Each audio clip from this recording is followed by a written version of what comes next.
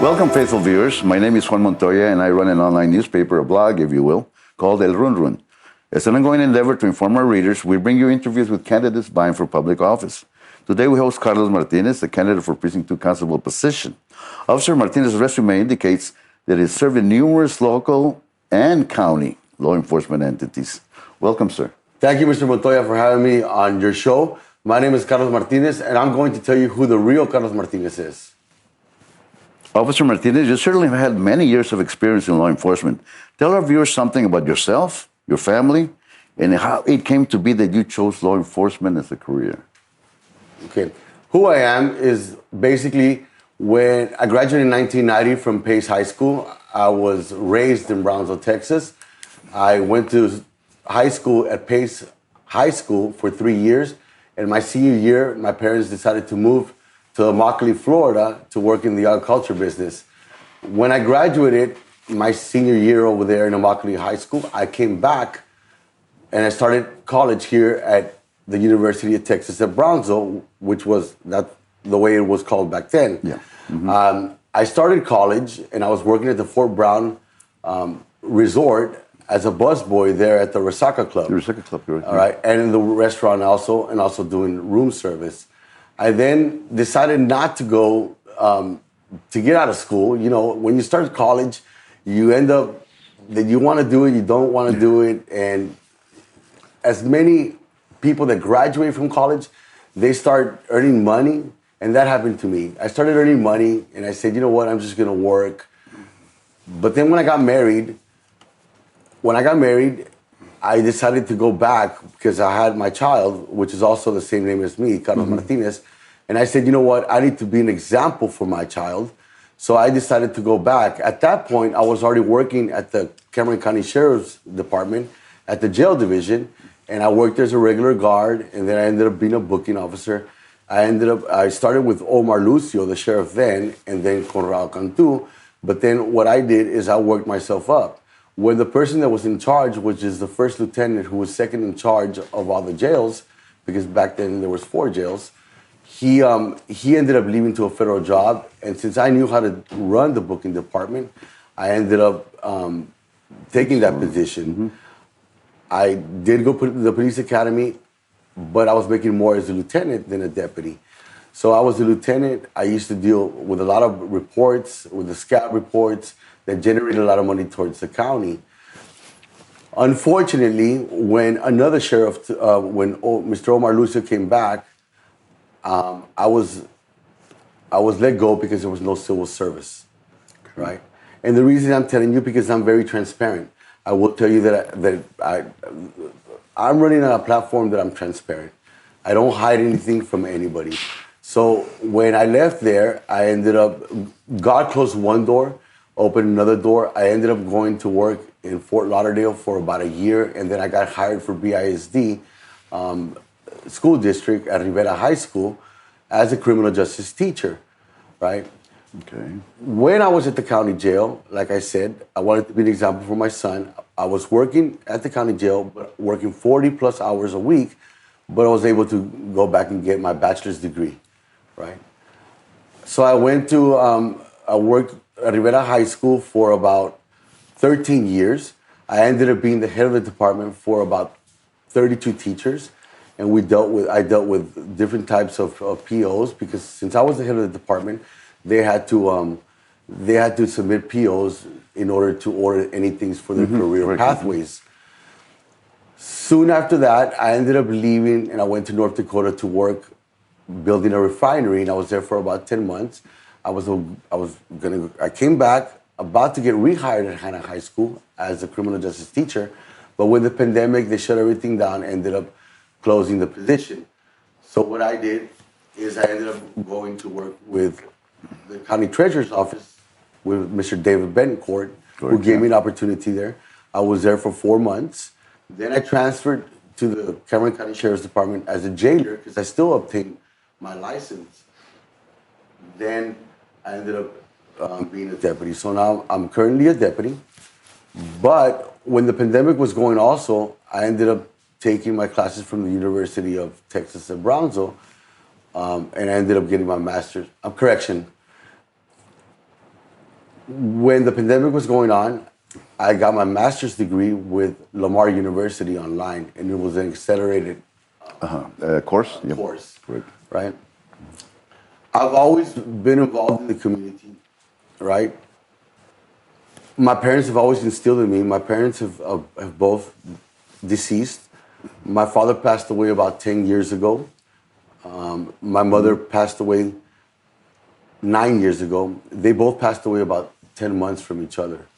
Oh, yes, but that's hard. So I had to literally bury both my parents. Like I said, I have a son. He's 23 years old right now. About a year and a half ago, he wanted to go work in the turbines. And I told him no, that he needed to get his degree first, and that's what he did. Mm-hmm. You know, he fought me with tooth and nail, but he ended up getting a degree in business administration. And after he finished his degree this December, I told him, now you can go work the turbines with your uncle Freddie, You want to go right? ahead? And he said, no, I'm not going after all. I've already enlisted in my master's program, so currently he's working on a master's degree. Excellent. In business. I am divorced. I got divorced in 2010 after 12 years of marriage. It just didn't work out. We're not clicking Things anymore. happen. Things happen. From listening to you, you have a pretty varied background. Everything from field work to being in charge of departments. What does it take to succeed in this profession? What qualities do you need to succeed in this? In law enforcement, it takes a lot of common sense, right? Okay. But also, you have to be reasonable. And I'll give you an example. When I was a lieutenant in charge of the booking area, right, back then, I wouldn't ask any of my booking officers or anybody that was under me to do something that I wouldn't do. I'll give you an example. When I was in charge and there was no coverage and someone needed to take a vacation because they had something planned, I would come in on graveyards and work their shift with them, right? Because I'm a firm believer that in order to run a department, you have to lead by example, right? So I wouldn't tell anybody to do anything that I would not do myself, right? So with that said, I'm always a go-getter. I work hard. If things need to be done, you know, people say, what's your weakest? What's your weakest? Yeah. What do you think is Your weakest point? weakness, right? I'm a perfectionist.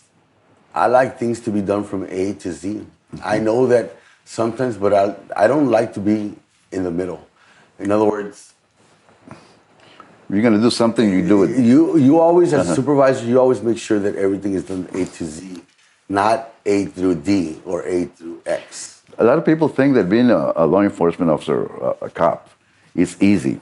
But enforcing the law carries many responsibilities. For example, you're obligated to be a peace officer 24/7. Correct. You also have to serve an example to youth.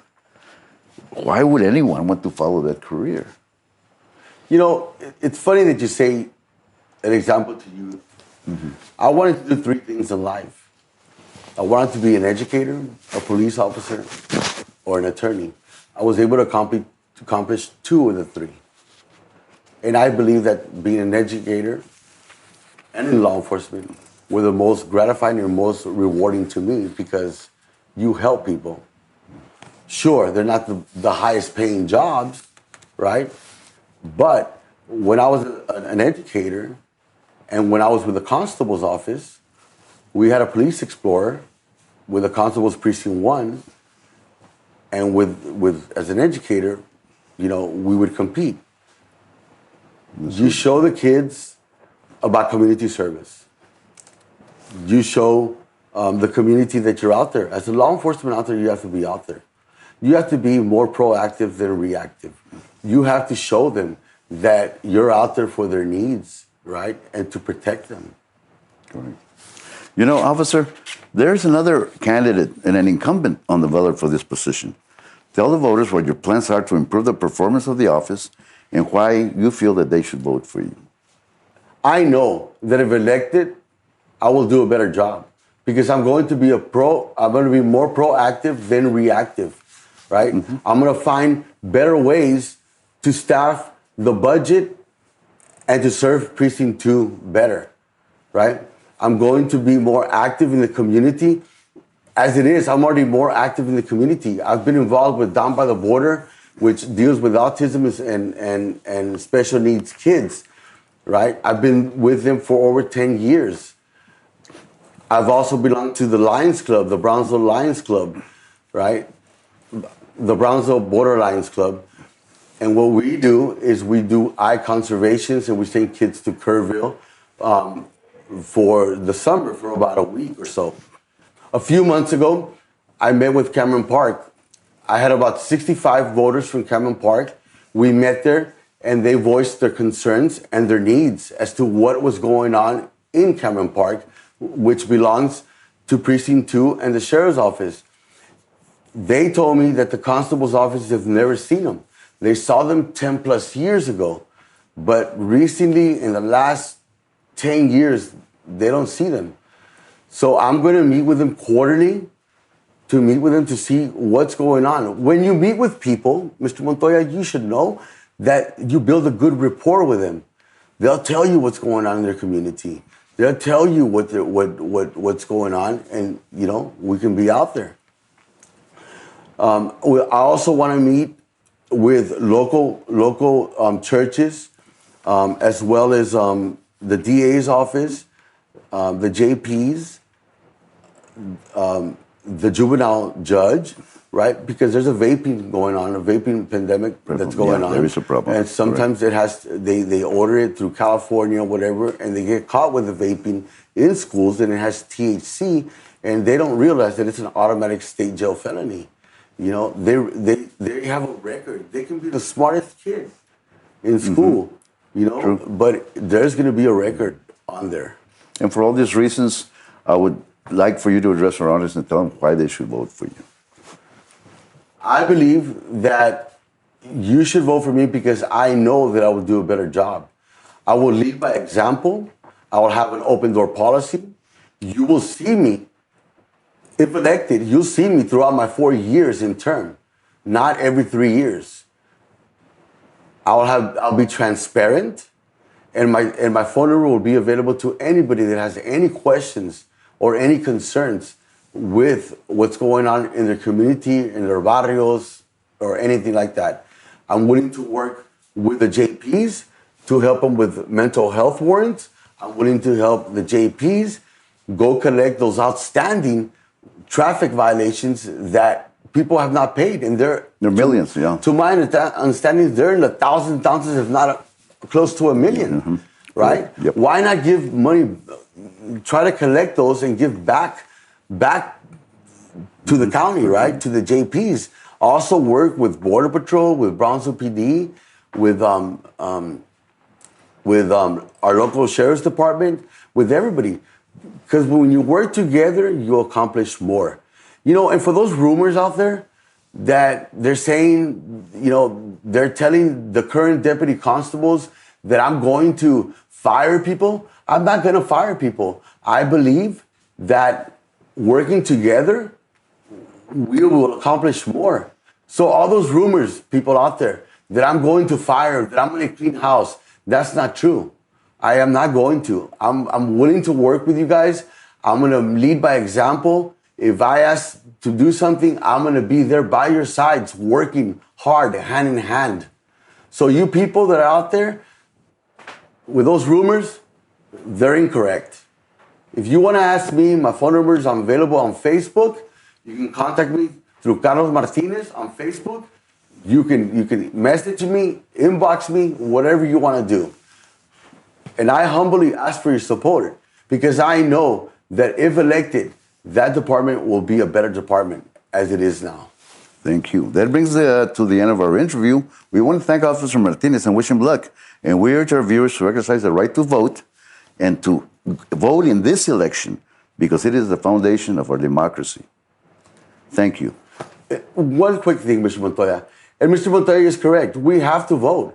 Because as of yesterday, we're about from 2,000 to 3,000 votes lower than 4 years ago.